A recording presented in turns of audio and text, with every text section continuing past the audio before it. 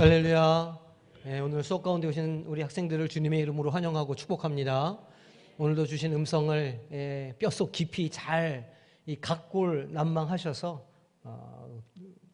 제발 이 득이 되고 살이 되고 피가 되는 복된 시간으로 삼으시기를 축복합니다. 감사합니다. 자, 우리 PPT 띄워주시고 우리 지난주 숙제를 좀 해볼까요? 지난주 그뿐 아니라 자 시작.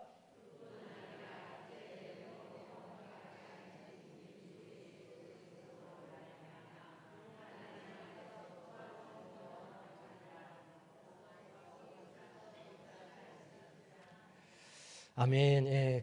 제가 죄진 것도 아닌데 이렇게 얼굴 뵙기가 조금 좀 민망해요, 이 시간에. 그래서 제가 어디 한 군데 고정 안 하고 이렇게 이렇게 스캔을 하니까 한번 보셨죠? 아멘. 한번 보신 줄로 믿습니다. 꼭 보셔야 돼요. 꼭 보시고 부부들끼리는 서로 좀 감시도 하고 그렇게 하세요. 서로 외웠냐 한번 외워봐라 이렇게 한번씩 해보시면 좋겠습니다. 우리 지난주 그 복습을 좀 하려고 그러는데 지난주가 아니죠. 지지난주. 우리가 지금 계속 퐁당퐁당 이렇게 해가지고 앞에 한 거를 다 우리가 거의 잊어버리지 않았을까 생각이 되는데 지난주에 우리 지난 시간에 소제 했었잖아요. 기억나시죠? 소제는 가루를 내는 제사라 태워서 드리는 건데 유일하게 피를 내지 않는 그죠? 제물 형식이다 말씀드렸어요. 그래서 단독적으로는 원래 제사 제물로 드릴 수 없다. 항상 다른 제물에 이렇게 붙여서 이렇게 할 수 있는데 그래도 예외 조항이 있는 거 말씀드렸어요. 너무너무 가난한 사람은 비둘기조차 마련할 수 없는 사람은 곡식을 이렇게 하라 이런 얘기 말씀드렸고 한 움큼 이렇게 제단에 태운 다음에 나머지 소제물은 어떻게 한다고요? 누구 몫이라고요? 레위인 제사장 몫이라 이렇게 말씀을 드렸습니다. 그리고 꼭 넣어야 될 게 있었죠. 반드시 넣어야 될 거. 소금이랑 유향. 소금은 왜 넣는다 그랬죠? 이게 변하지 않는다. 소금 언약, 변치 않는 언약을 상징하기 때문에 소금 넣는 것이고 유향은 왜 넣는다고 말씀드렸어요? 그 향기로운 향기를 하나님께서 흠양하시기 때문에 넣는 것이다 이렇게 말씀드렸습니다. 넣지 말아야 하는 것이 있죠. 누룩, 그렇죠? 누룩은 왜 넣지 말아야 하죠?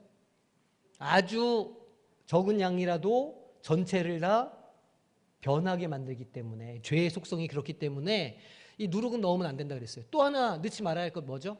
꿀, 말하자면 이제 설탕, 당분 이런 거 넣지 말라는 거예요. 왜요? 부패하기 때문에 넣지 말라 이렇게 말씀드렸습니다. 그 정도 기억하시면 상당히 잘 기억하고 계시다 이렇게 나중에 시험 봐도 다 되시겠다 이런 생각이 듭니다. 그리고 제가 지난 시간에 유머를 하나 했었는데 집에 갔더니 제 처가 저를 막 이렇게 제가 이 반죽을 해가지고 빵을 구워내는 방법이 몇 가지라고 말씀드렸습니까? 3가지라 그랬잖아요. 화덕에 이렇게 난처럼 굽는 거, 두 번째는 철판에 올려가지고 화덕에 넣어서 피자처럼 구워내는 거. 제가 몇 조각이라고 그랬어요. 제가 그랬잖아요. 이거 좀 재미있는 거라고 6조각 낸다고. 제가 왜 6조각이라고 그랬어요? 성경에 보면 그 앞에 6절이라고 써 있거든요. 그래서 6조각을 낸다 그렇게 말씀드렸는데 아무도 몰랐구나. 저는 유머라고 한 건데 앞에 6자가 붙어 있어요. 성경 보시면 6절에 조각을 낸다 이렇게 돼 있어가지고 그래서 제가 6조각이라고 이렇게 앞으로는 유머를 하면 안 될 것 같아. 너무 이 성경 공부를 진지하게 하셔. 내가 보니까 좀 가볍게 했으면 좋겠는데 6조각은 농담이었습니다. 6조각을 낸다는 게 아니고 6절이라 내가 6조각이라 이렇게 성경 보시면 알아요. 레위기 2장 6절 보시면 6조각을 이렇게 돼 있어요. 그래서 제가 6조각이라고 말씀드린 거예요.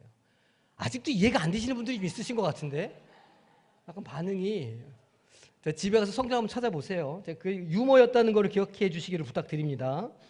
자, 오케이. 자, 그러면 오늘 이제 강의를 해보겠습니다. 오늘은 이제 화목제 3번째 제물의 방식이에요. 화목제에 대해서 말씀 나눠볼 건데 순서는 똑같습니다. 의미와 목적, 절차와 상징, 그다음에 신약의 의미가 어떤 것인지를 좀 보겠는데 제물 전체 복습 한번 해볼게요. 우리가 여러 번 해가지고 아마 기억이 나실 것 같아요. 먼저 5가지 제사라고 성경에 나와 있지만 사실은 5가지 제물이다 말씀드렸어요. 5가지가 뭐였죠? 첫 번째 번제는 어떻게 하는 거예요? 다 태우는 거죠. 소제도 태우는 거 다 태우는 거예요. 근데 태우는 방식을 다 번제라고 불러요. 그 다음에 소제가 있죠. 소제는 곡식을 태우는 것이다. 화목제는 오늘 배울 거고, 속죄제와 속건제가 있다. 이렇게 제물이 5가지의 종류가 있는 것이지 제사 방법이 되게 다른 건 아니다. 이게 이제 첫 번째 얘기였고, 형식에 따른 구분이 아니라 제물에 따른 구분이다. 이게 이제 첫 번째 중요한 얘기예요. 그다음에 두 번째는 모든 제사는 다 화제로 다 태워서 드린다. 뭐 물에 타거나 이런 거 없다. 다 무조건 다 태우는 것이다. 그래서 태워서 향기로운 냄새를 올려 드리는 것이다. 이게 이제 두 번째 중요한 내용이고, 세 번째는 화제는 뭐가 첨가가 되죠. 뭐가 첨가가 됐죠? 근데 가루를 뺐더니 기억을 못 하시는 거예요, 지금. 화제는 그렇죠. 전제는 뭐예요? 포도주. 그 다음에 또 뭐가 드려지죠, 같이? 소제, 곡식이 같이 드려진다. 그러니까 하나님은 고기만 드시지 않는다. 포도주랑 탄수화물도 같이 드신다. 이거 기억을 하시라고 말씀을 드렸어요. 그리고 마지막 네 번째로 5가지 기본 제물 외에 제사장에게 돌아가는 제물의 형식이 있었어요. 2가지가 뭐였죠? 흔드는 건 요제, 이렇게 높이 드는 거는 거제. 그렇죠. 이 정도 하시면 다 80점 이상 통과하실 거라 제가 생각이 됩니다. 자꾸 시험 보려고 진짜 시험을 한번 봐볼까 싶기도 해요. 마지막 시간에 이렇게 시험지 쫙 나눠드리고 쫙 적어가지고, 과락은 다시 듣는 것으로, 인터넷으로. 자, 그럼 이제 오늘 우리가 화목제에 대해서 우리가 좀 이제 수업을 나가보도록 하겠습니다. 자, 화목제가 뭐냐? 영어로는 peace offering 이렇게 불러요. 그래서 하나님과 사람, 그리고 사람과 사람 사이에 평화를 기원하고 감사를 표현하는 제사예요. 이 화목제가 그 헬라어 원어로 쉘라빔 이렇게 부르거든요. 쉘라빔. 뭐랑 조금 비슷한 느낌이 안 드세요? 우리가 알고 있는 히브리어랑 샬롬이랑 좀 비슷하죠. 여기에 샬롬이라는 단어가 들어가 있어요. 그러니까 쉘라밈이라고 부르는 건 이 안에 이제 샬롬이라는 단어가 들어가서 평화를 위한 제사라, 화평케 하는 제사라, 그런 의미가 이미 이게 원어에는 담겨져 있는데, 이제 그거를 벌써 화목제 하면 우리도 그런 느낌이 좀 있죠. 뭔가를 좀 화목하게 하고 평화하게 하는 제사다라는 느낌이 좀 있으실 겁니다. 그 제물의 일부를 하나님께 드리는 거예요. 제물의 일부를 드린다 그러니까 고기를 조금 잘라가지고 드리나 보다 하는데, 고기는 안 드려요. 어쨌든 일부를 하나님께 드리고 나머지는 제사장과 예배자들이, 그러니까 그 제물을 가지고 간 사람이 나누어서 먹어요. 그래서 공동체 화합과 하나됨을 상징하는 제사입니다. 화목제는 하나님께 가지고 가면 그 이제 다 피를 내고 이렇게 할 거 아닙니까? 다 이제 분해를 해가지고 해체를 해서 이렇게 할 건데, 아주 일부만 하나님께 번제단 위에 올리고 나머지는 고기는 전부 다 나눠 먹는다는 거예요. 화제는. 이제 화목제는. 자, 그러면 화목제 목적이 있겠죠. 어떤 때에 화목제를 드리는가? 화목제는 하나님과의 무엇을 위해서? 평화를 위해서. 하나님과 나와의 어떤 평화, 좋은 관계를 위해서. 평화라는 건 갈등이 없고 싸움이 없는 걸 말하는 거거든요. 원래 샬롬이라고 하는 단어의 뜻이 전쟁이 없다, 이런 뜻이에요. 생각해보면 이스라엘 역사는 이렇게 돌이켜 보시면요, 네, 전쟁통이었어요. 우리나라 조선, 고려, 우리나라 역사도 그렇지만 이스라엘 그 가나안 땅의 역사도요, 전쟁이 끊인 적이 없었어요. 계속 쫓겨다니고 이민족의 침입을 받고 그런 상태여서, 샬롬이라고 하는 것은 그런 전쟁이 없는 상태를 뜻하는 단어예요. 전쟁이 없는 때는 어떤 때예요? 평화로운 때잖아요. 그래서 화목제는 하나님과 갈등이 없고 하나님과 어떤 그런 우리의 멀어짐이 없는 그런 상태를 말하는 거예요. 그러니까 우리가 화목제를 드리면서 하나님과 나와의 관계가 좋다, 평화롭다, 이런 거를 이제 간구하고 증명하기 위한 것입니다. 그리고 역시 하나님과의 관계뿐만이 아니라 공동체 내에 화목을 이루기 위해서. 평화, 화목, 우리말로는 좀 다르지만 영어로는 다 피스입니다. 그리고 히브리어로도 다 샬롬이라고 그냥 다 말해요. 평화, 그리고 공동체 내에 화목을 이루기 위해서 드려지는 제사가 화목제였다는 거예요. 그래서 이 화목제를 드리는 경우가 몇 가지가 있어요. 이 화목제를 드리는 경우가. 그래서 이 제사는 감사와 자발적인 헌신의 의미를 담고 있는데 주로 첫 번째는 뭐냐면 감사제. 내가 감사한 일이 있어요. 우리 아들이 막 어디 장관이 됐어. 우리 아들이 막 좋은 일을 경험했어. 이렇게 하면 우리가 하나님께 감사 예물을 드리는 것처럼 이 사람들도 감사제, 이 화목제를 드렸다는 거예요. 그러면 양, 소 뭐 이런 걸 끌고 갔을 거 아닙니까? 그걸 잡아요. 잡으면 일부만을 하나님께 드리고 나머지는 다 어떻게 한다고 그랬어요? 다 나눠 먹는 거예요. 뭐 같았겠어요? 그게 그날이 잔치 같았겠죠. 그래서 이게 좋은 일이 있을 때 이 화목제를 드렸다. 다 이렇게 온 공동체가 예를 들어서 소를 한 마리 잡으면 그거를 어떤 율법이 있냐면 다음 날까지 남겨두지 말라 그랬어요. 그 제물을, 화목 제물은 다음 날까지 남겨두지 말라. 그러니까 그 많은 양의 고기를 그날 다 먹어야 되니 그냥 동네 사람들 같이 다 먹어야 되는 거예요. 자기 집합 사람들 다 먹든지 이렇게 해야 그날 고기가 더 소비가 되거든요. 그러니까 그런 일이 있을 때 감사제로 우리가 드린다. 우리도 뭐 주일날 점심에 특식이 나올 때가 있지 않습니까? 일종의 감사제라고 할 수가 있는 거죠. 그런 게. 두 번째가 좀 중요한데 어떤 때가 있느냐? 서원제. 서원제는 아시죠? 서원하는 거 있잖아요. 우리가 하나님께 무엇인가 이렇게 중요한 기도의 제목들을 간구하거나 결단하거나 할 때 하는 게 이제 우리가 서원 기도 드린다, 서원한다 이렇게 말하는데 그런 일이 있을 때도 하나님 앞에 화목 제물을 드렸어요. 성경에 나오면 서원 기도를 드린 사람이 있습니다.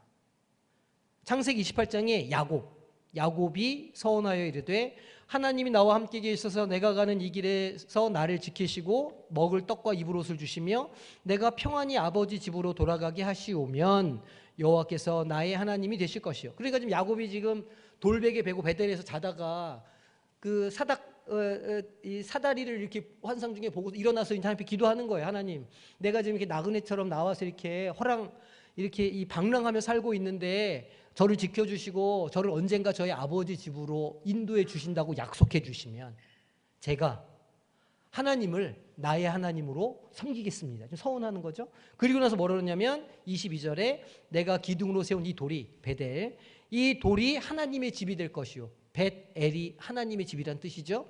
하나님의 집이 될 것이요. 하나님께서 내게 주신 모든 것에서 10분의 1을 반드시 하나님께 드리겠나이다. 11조를 서약을 해요.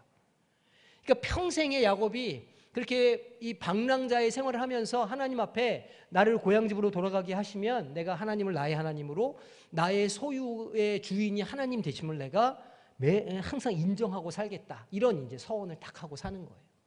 그 서원이 어떻게 됐습니까? 이루어졌죠. 서원하신 거는 하나님께서 반드시 이루어 주십니다. 그리고 서원한 사람도 그것을 반드시 이룰 때까지 계속해서 기도하고 그 서원을 지키셔야 돼요. 성경에 보면 또 서원한 사람이 유명한 사람 한 사람 더 있어요. 그게 누구냐면 한나예요. 한나가 마음이 괴로워서 여호와께 기도하고 통곡하며 서원하여 이르되, 마음이 굉장히 괴로웠잖아요. 왜냐하면 분인나가 막 계속 한나한테 막 뭐라 그랬거든요.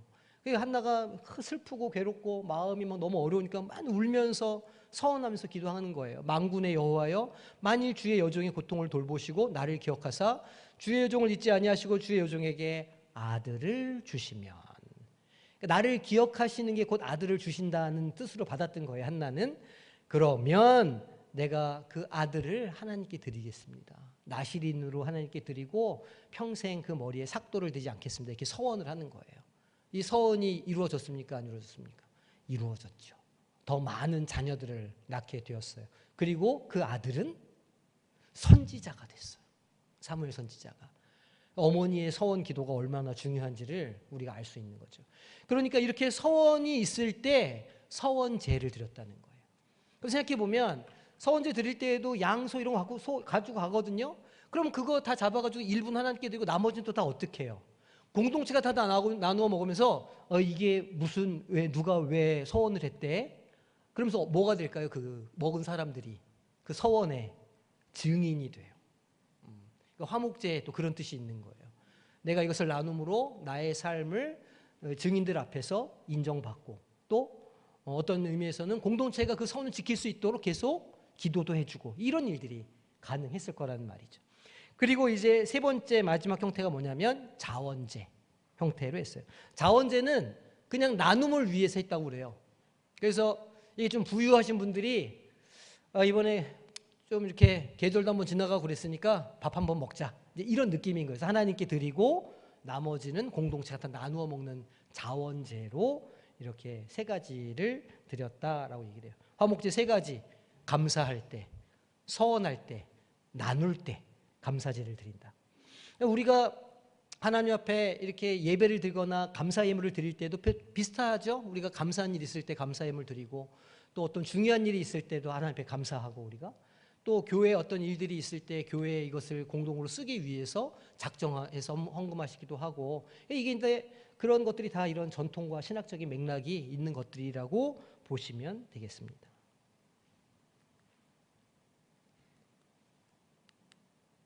자, 그러면 이제 제물의 종류가 있어요. 무엇을 드릴 수 있는가? 소. 네, 소. 소가 제일 비싸겠죠? 실제로 소가 제일 비쌌을 거예요. 그 다음에 양. 네. 그 다음에 칸의 사이즈로 봐서 염소. 그렇죠. 예, 소, 양, 염소가 화목제물로 사용될 수 있어요. 그리고 암수 구분이 없어요.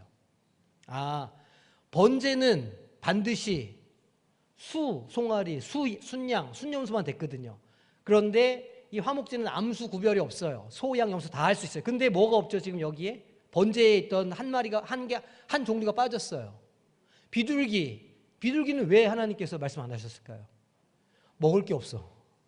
비둘기는 먹을 게 없어요. 하나님 참 대단하신 분이시다. 그 비둘기 잡아가지고 나 먹기도 뭐하고, 그것도 혼자 먹을 수도 없고, 이제 그런 문제가 생기니까 비둘기는 빼신 것 같아. 비둘기는 없다는 거 기억하시면 돼요. 당연히 조건이 있죠. 제물들은 뭐가 없어야 돼요? 흠이 없어야 됩니다. 화목제물로 드리는 번제가 아니고 우리가 나눠 먹는 거라고 해서 헌 거, 허른 거, 우리는 헐타 이렇게 얘기하잖아요. 허른 거 이런 거 하면 안 된다는 거예요. 번제도 화목제도 속죄제도 속건제도 똑같이 흠이 없는 것, 가장 좋은 것, 귀한 것으로 하나님께 드리고 공동체도 가장 좋은 것으로 나눠야 된다. 이것을 기억하셔야 됩니다. 이것은 예수 그리스도의 완전함을 또 상징하는 것이죠.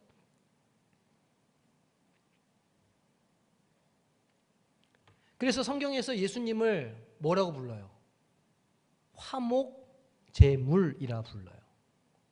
로마서 3장 25절, 이 예수를 하나님의 그의 피로써 믿음으로 말미암는 무엇으로요? 화목제물로 세우셨으니 이는 하나님께서 길이 참으시는 중에 전에 지은 죄를 간과하심으로 자기의 의로우심을 나타내려 하심이니. 그러니까 우리가 예전에 죄를 지어서 죄인인데 예수님을 화목제물로 딱 세우시니까 이전의 죄를 안 보시겠다는 거예요. 간과하시겠다는 거예요.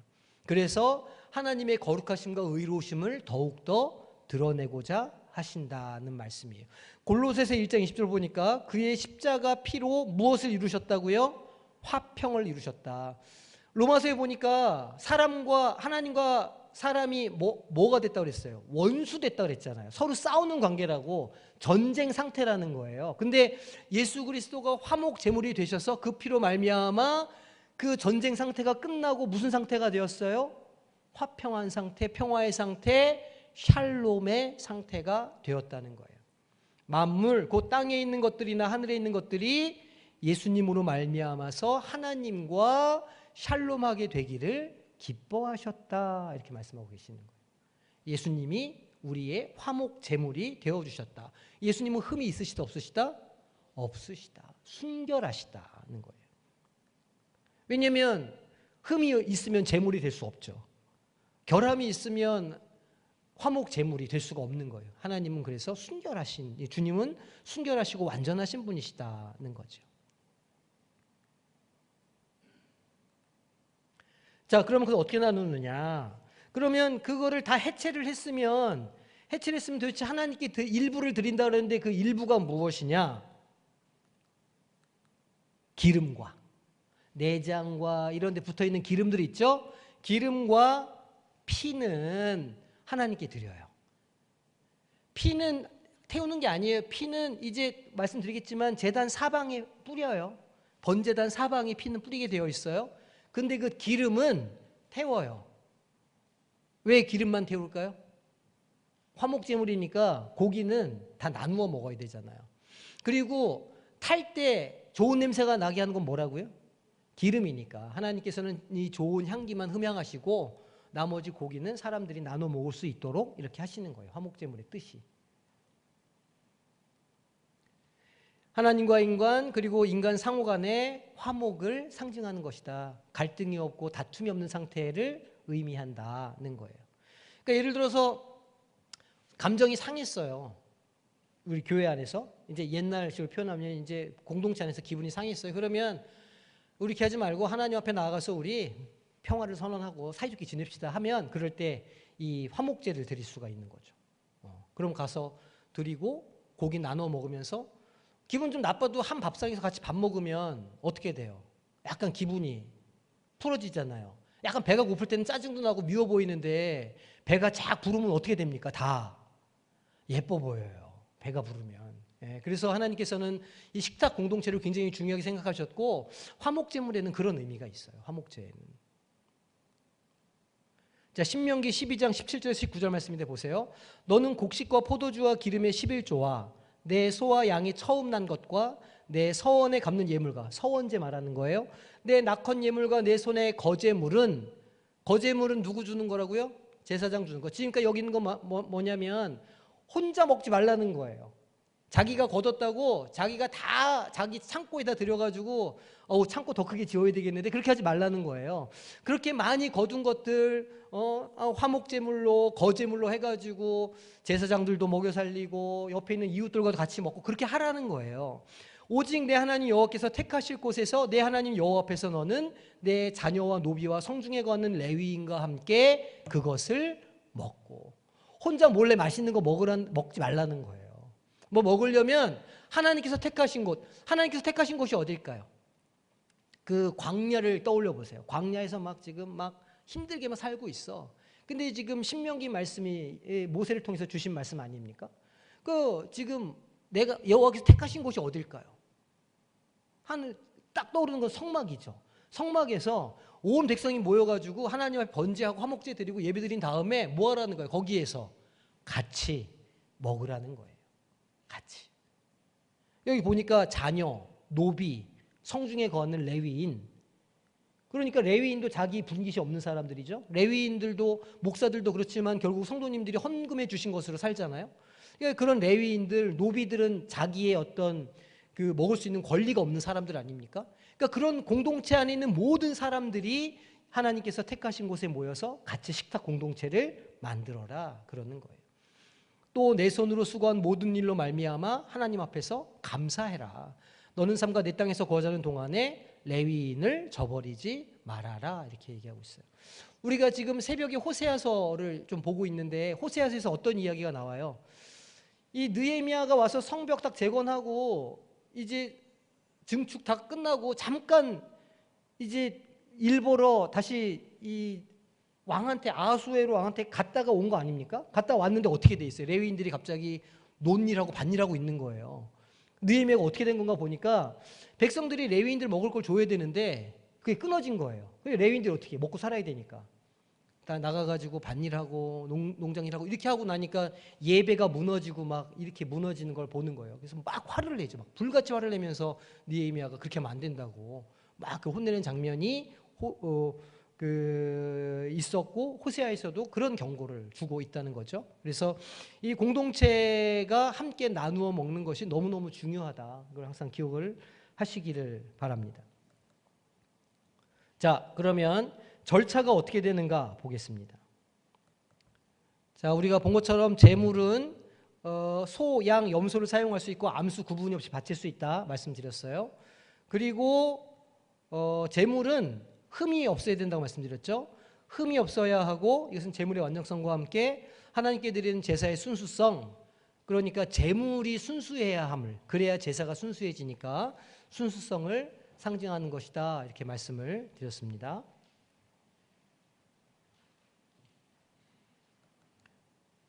그리고 안수를 하죠. 안수의 의미가 있어요. 제물에 안수하는 것이 의미가 있는데 제물의 머리에 손을 얹어서 안수하죠. 이것은 예배자가 자신의 죄와 의도를, 그러니까 죄가 있으면 죄를 전가하고 하나님 내가 서원합니다 하면 그 서원의 마음을 전가하는 거예요. 그래서 그것을 하나님께 드리면 하나님께서 그 향을 흠양하시면서 그것을 받아주시는 것이거든요. 그래서 안수해서 죄와 의도를 제물에 전가하는 것이다. 화목을 이루기 위한 상징적인 행동이죠. 그러니까 이렇게 안수하는 것은 하나님과의 무엇을 회복하는 것일까요? 관계를 회복하고 사람과 사람 사이의 평화를 기원하는 의미를 담고 있는 거예요. 그러면 생각해 보세요. 화목제를 드리러 가면 반드시 두 가지가 동시에 이루어져야 되죠. 화목제를 드리게 되면 한 가지는 하나님께 영광을 돌리는 것인데, 그러니까 하나님께 그 향기를 제물을 태워드리는 것인데, 그렇게 하고 동시에 또 무엇이 이루어지죠? 화목제에는 같이 먹는 공동 식사가 이루어지는 거예요. 그러니까 화목제는 하나님께 드린과 동시에 우리가 서로 나누는 것이다. 우리가 나누는 것도 제사의 일부다. 아우, 교회 와서 이거 예배 드리는 거 이거는 거룩하고 우리끼리 먹는 거 이거는 뭐 거룩하지 아니, 그렇지 않아요. 교회에서 먹는데 너무 돈 쓴다고. 교회에서 먹는데 돈을 쓰면 어디에 돈을 씁니까? 먹는데 돈을 써야지. 잘 먹어야 돼요. 구약서부터 그랬어요. 예수님이 별명이 있죠. 먹기를 탐하는 자. 오죽 볼 때마다 뭔가를 드시는 거예요. 볼 때마다 미리사 까서 드시고, 볼 때마다 그 이방인들이랑 밥 먹고 계시고, 제자들이랑 먹지 말라 그러는 거 먹고 있고 막 이러니까 레위인들이나 이 바리새인들이 볼 때에는 볼 때마다 뭘 먹네. 그래서 별명이 먹기를 탐하는 자라는 별명이 있으실 정도였으니까 먹는 거에 대해서 죄책감을 갖지 마시기를 바랍니다. 혼자 먹는 거 말고 같이 먹는 것에 대해서 얼마든지 먹어야 하고, 먹을 때 기분이 어떻게 된다고요? 좋아진다고. 먹을 때 그 사람이 상대방이 어떻게 보인다고요? 예뻐 보인다고. 조금 미운 마음이 있어도 야, 밥 한번 먹어 이렇게 해가지고 밥을 먹다 보면 감정이 부드러워진다. 배가 불러서. 그렇게 되는 거니까 이 잘 먹어야 되기 때문에 이 먹는 거 중요합니다. 특히 교회에서는 식탁의 교제가 정말 중요하거든요. 이거 기억하시면 좋겠어요. 자, 그리고 나서는 어떻게 하냐? 도사를 하죠. 안수한 다음에 도사를 누가 할까요? 예배자가, 끌고 간 사람이, 한턱 낼 사람이 뭐 할 사람이 다 끌고 가요. 내가 돈은 낼게, 일은 네가 해라, 이런 거 아니라고요. 내가 돈을 내면 일은 내가 또 하는 거예요. 다 책임져야 돼요. 처음부터 끝까지. 그래서 소를 끌고 간 사람이 돼지를 끌고 돼지랜다. 큰일 날 소리를. 양을 끌고 간 사람이 자기가 또 해체하는 거예요. 제물을 도살해서 피를 먼저 내죠. 낸 피는 누구를 줘요? 제사장 갖다 줘요. 제사장 갖다 줘요. 그럼 제사장이 그 피를 어디에 뿌린다? 번제단 사방에다가 피를 뿌려요.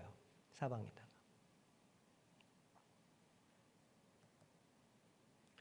왜냐하면 피는 생명을 상징하고 속죄와 정결에 중요한 역할을 하기 때문이에요. 그래서 피를 뿌린다는 것은 그 예배자의 허물이 속죄가 되고 하나님과의 관계가 회복될 수 있다는 것을 상징하는 거죠. 피 흘림이 없은즉 뭐가 없다고요? 죄사함이 없다. 네.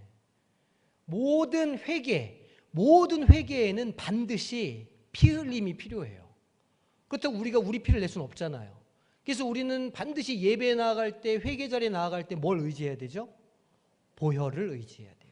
예수 그리스도의 보혈의 능력을 의지해야 비로소 예배자가 되고 우리의 회개 기도를 받아주시고 우리의 죄가 용서받을 수 있어요. 꼭 기억하시면 됩니다.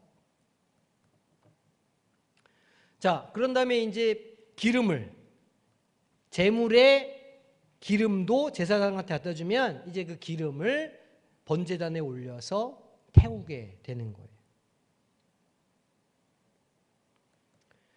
그 기름은 제물 중에서 가장 귀한 부분으로 여겨졌다고 그래요. 뭐 지금이야 그 기름을 막 우리는 다 이렇게 제거하고 먹지 말라고 그러고 이제 이렇게 하는데, 이제 그 고대에는 그 기름이 굉장히 중요한 지방의 그 영양소였잖아요. 그래서 그거를 다 이제 가장 귀하게 여겼는데 그거를 이제 주님 하나님께 다 태워 버렸다는 거죠. 하나님께 드린 헌신과 순결을 상징하는 것이기 때문에 그래요. 기름을 태우면 향기로운 냄새가 나게 되죠. 그 태워진 기름의 향기는 하나님께 상달돼요. 연기가 비로소 하늘로 이렇게 쫙 올라가면 하나님께서 이제 이 제사를 받아주셨다 이렇게 이제 생각을 한 겁니다. 그러니까 기름과 피 제외하고는 지금 다 남아있죠. 내장, 뼈, 뭐 다 남아있잖아요. 그거 이제 같이 다 나누어 먹는 거예요. 자, 제물의 나눔, 나머지 제물 어떻게 사용하느냐? 제물의 나머지 부분은 제사장과 예배자들이 함께 나누어 먹었다는 거예요. 이것은 공동체의 무엇을 상징할까요? 하나됨, 화합을 상징하죠. 화합과 하나됨을 의미하고 예배자들이 하나님과 더불어서 교제하고 있다는 것을 상징하는 거예요. 그러니까 사실은 그 화목제를 생각해 보면 그 고기의 피랑 기름만 제외하고 나머지는 전부 다 나눠 먹으니까 그것을 먹으면서 무슨 생각을 했냐면 하나님께서 우리의 예배를 받으셨구나라는 걸 아마 생각할 수 있었을 거예요. 그러니까 그 식탁의 교제 자체가 제사의 모습이다는 걸 우리가 알 수 있죠. 우리가 예배 드려서 이제 우리 식당에 가서 밥 먹잖아요. 사실은 이런 관점에서 보면 그것도 우리 예배의 일부라고 할 수 있는 거죠.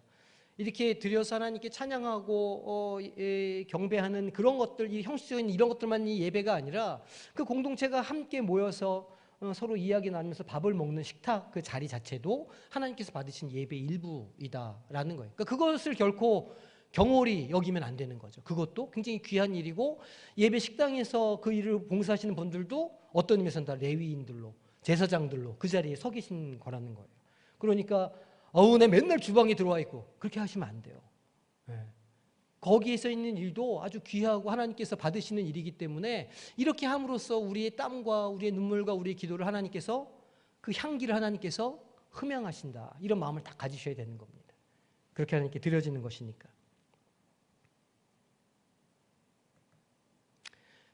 이게 이제 화목의 샬롬의 상징이라는 거예요. 그 전체가. 무엇을 나누어 먹는 것은 재물을 나누어 먹는 것은 하나님과 인간 상호 간의 평화와 화목을 이루는 중요한 의식이에요. 신약의 관점에서 보면 어때요? 무엇을 우리가 나누어 먹죠? 우리가 예배 때 이 의식을 행하잖아요. 성찬을 하잖아요. 한 그릇에서 떡을 나누고 한 잔에서 피를 찍어 포도주를 찍어 먹음으로 우리가 이 구약 시대의 이것을 그대로 사실은 재현해내고 있는 거예요.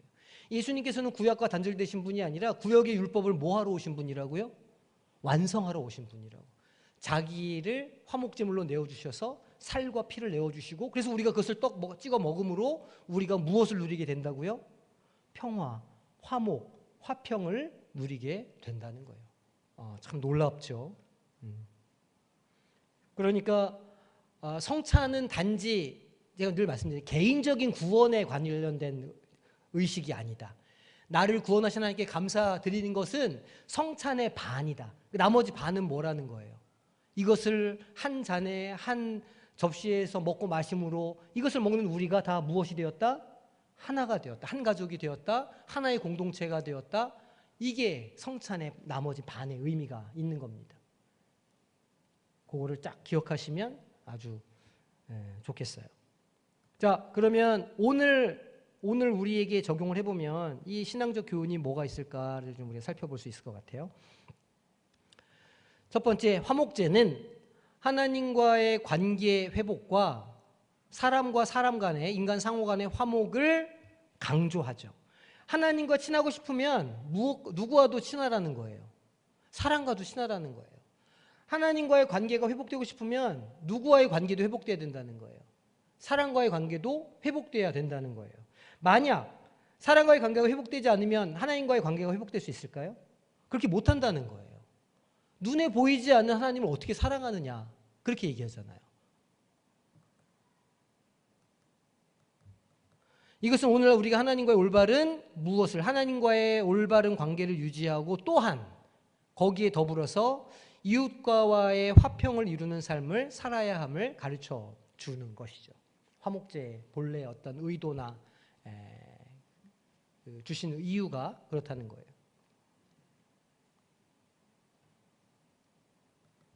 그래서 마태복음 5장 보니까 그러므로 예물을 제단에 드리려다가 거기서 내 형제에게 원망 들을 만한 일이 있는 것이 생각나거든 예물을 제단 앞에 두고 먼저 가서 그 불편한 형제와 화목하고 그 이후에 와서 예물을 드리라는 거예요.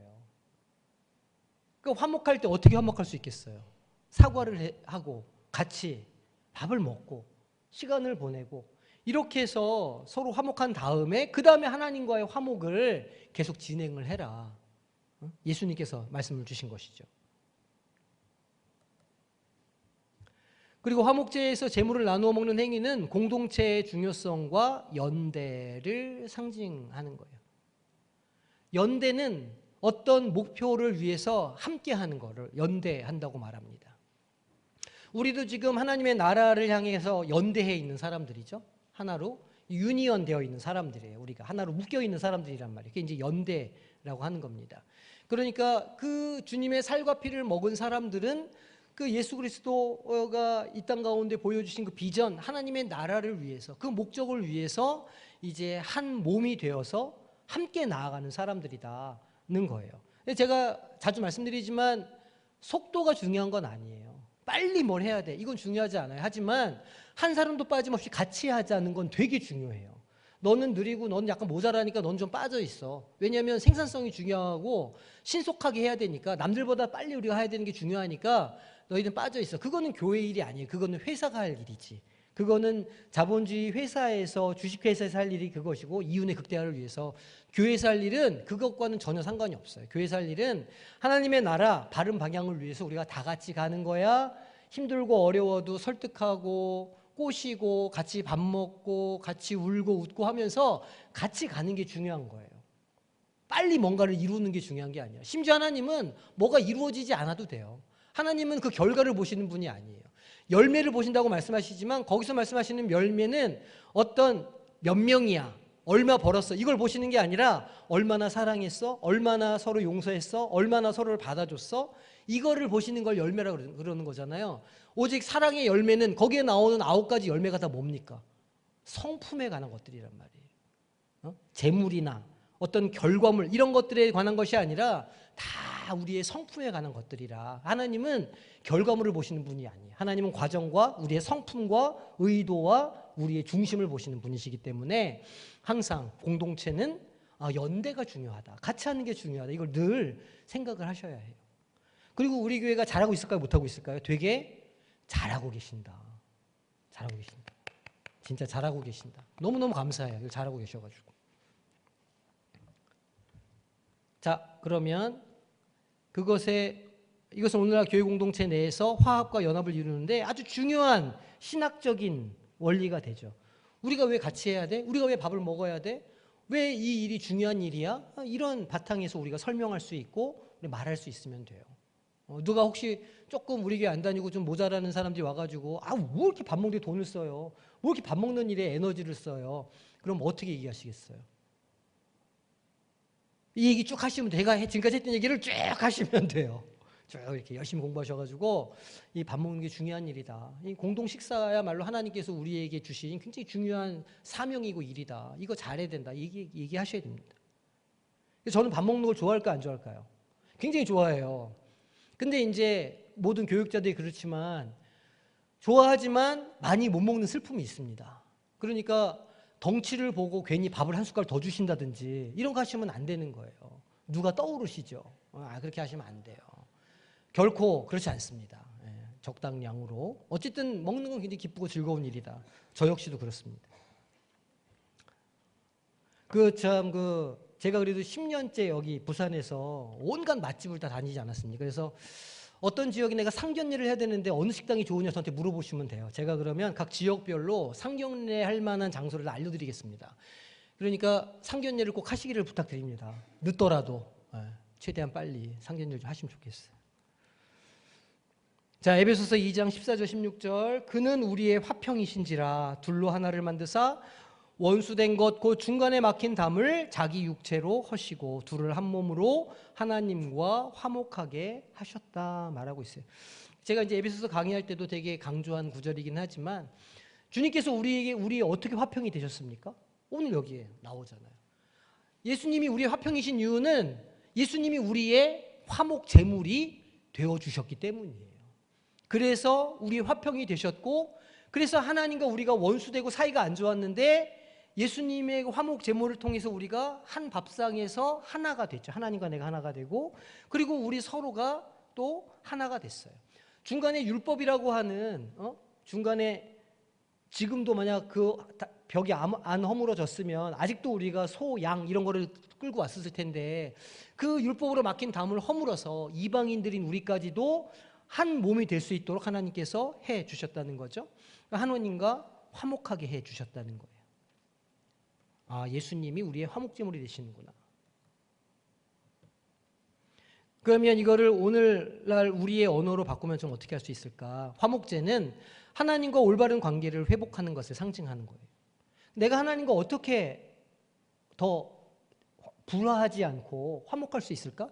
내가 하나님과 어떻게 더 친밀한 관계를 맺을 수 있을까? 이런 거 좀 고민을 해야 된다는 거예요. 단지 교회에 내가 어떤 감사의 예물을 드리는 것만으로는 부족하죠. 내가 하나님께 감사 예물을 드렸다고 해서 하나님과 화목해졌다 말할 수 없잖아요. 그러면 나는 어떻게 더 하나님과 더 화목할 수 있을까?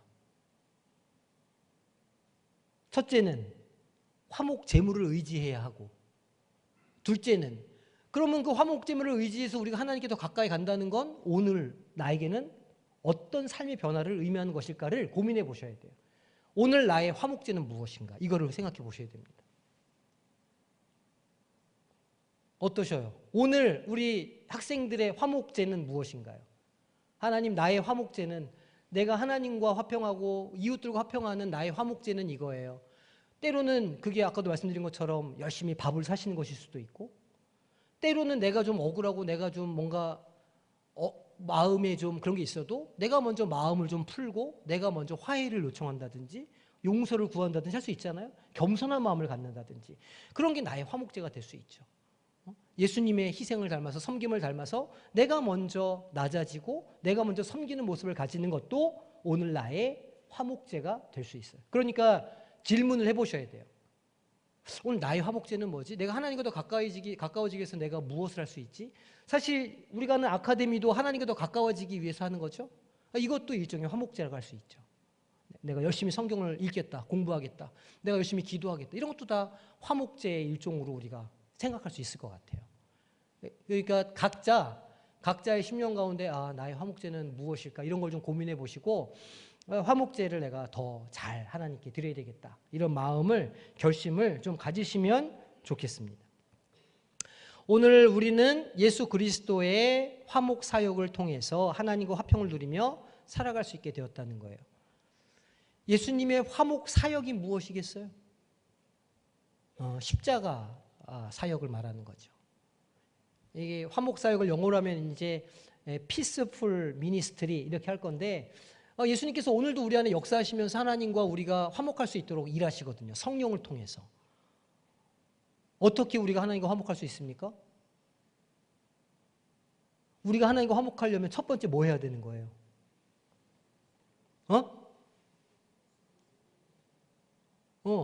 우리가 하나님께 가까이 가고 하나님과 화목하려면 첫째는 우리가 죄인이라는 걸 알아야 되는 거예요.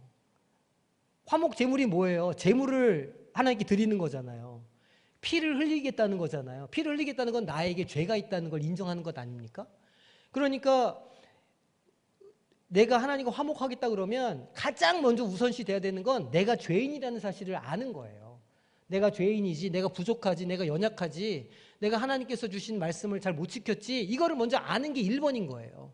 그거를 알아야 하나님께 나아갈 때 회개하고 용서를 구하고 보혈의 능력을 덧입어서 하나님과 비로소 친해질 수 있겠죠.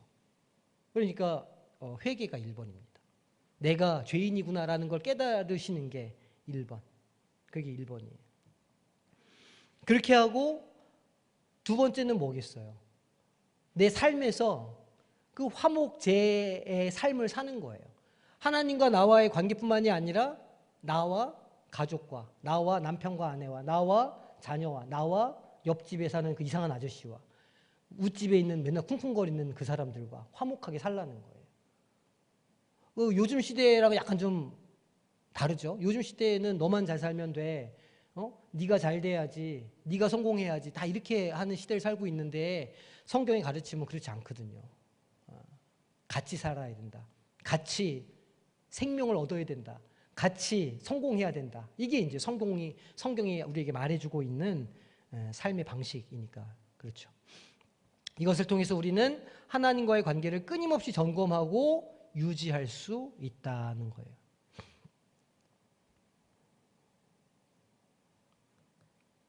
그리고 역시 말씀드린 대로 주변 사람들과 화목하게 해야 함을 우리가 깨닫게 되죠. 화목제는 또한 인간 서로 간의 화목을 강조하고 있어요. 우리는 교회와 사회에서 이웃과의 화평을 이루기 위해서 노력해야 합니다. 그것을 통해서 연대와 하나됨을 추구할 수가 있죠. 아니, 싫은 사람, 미운 사람, 나랑 가치관이 다른 사람, 생각이 다른 사람, 심지어는 종교적인 색깔이 다른 사람도 내가 같이 해야 됩니까? 같이 해야 돼요. 성경에서 뭐라고 말하고 있냐면 로마서 12장 18절에 할 수 있거든 너희로서는 누구와 화목하라고요? 모든 사람과. 할 수 있거든. 저는 못하겠는데요. 할 수 있거든이 무슨 말이냐? 하나님께서 그렇게 말씀하시죠? 할 수 있거든이 무슨 말이냐? 할 수 있다는 거예요. 모든 사람과 더불어서 화목해라. 이북 사람, 좀 빨개 보이는 사람, 파란 사람, 중요하지 않다는 거예요. 저쪽 사람, 이쪽 사람, 화목하게 지내라는 거예요. 왜? 내가 용서받았고, 내가 하나님과 화목했는데, 예수님께서 나를 화목하게 해주셨는데, 나는 화목하지 못하겠다 그러면 그건 무슨 교만입니까? 말이 안 되잖아요. 화목하라는 거예요. 자, 암송 구절 시간입니다. 어렵지 않죠? 한 번씩은 다 해보셨던, 자, 함께 읽겠습니다. 시작.